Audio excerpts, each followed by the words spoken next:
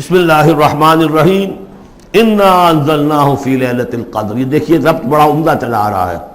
پہلی وحی کے فوراً بعد ہم نے اتارا ہے اس کو لیلۃ القدر میں. وما ادراک ما لیلۃ القدر, کیا تم جانتے ہو کیا ہے لیلۃ القدر؟ لیلۃ القدر خیر من الف شہر, وہ لیلۃ القدر 100 مہینوں سے بہتر ہے. تنزل الملائکۃ والروح, وہاں ہم پڑھ چکے ہیں تفصیل سے کہ یہ اینول بجٹ سیشن ہے اللہ تعالیٰ کا اس دنیا کے نظام کے لیے. ہر سال میں جو کچھ ہونا ہوتا ہے اس کے فیصلے ہو جاتے ہیں. فیہا یفرق کل امر حکیم, اس شب میں سب فیصلے ہو جاتے ہیں اگلے سال کیا کچھ ہونا ہے, اور وہ فرشتوں کے حوالے کر دیے جاتے ہیں. ایشو ہو گئے آرڈر, اب ان کی ہے امپلیمنٹیشن.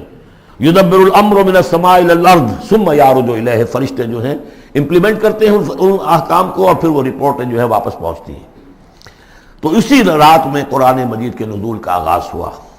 تنزل الملائکۃ والروح فیہا باذن ربہم, اس رات میں اترتے ہیں فرشتے بھی, اور الروح روح الامین, روح القدس, وہ کہ چونکہ ان کا ذکر عام طور پہ علیحدہ اس لیے کیا جاتا ہے جو ہم 2 دفعہ پڑھ چکے ہیں.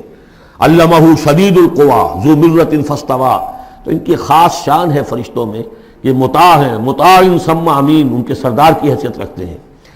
تو تنزل الملائکۃ والروح فیہا باذن ربہم, اپنے رب کے حکم سے, من کل امر, ہر امر, جو سارے فیصلے ہو چکے ہوتے ہیں آئندہ سال کے, ان کے بارے میں جو ہے دیے گئے ہوتے ہیں. فیہا یفرق کل امر حکیم, یہ ہم وہاں پڑھ چکے ہیں.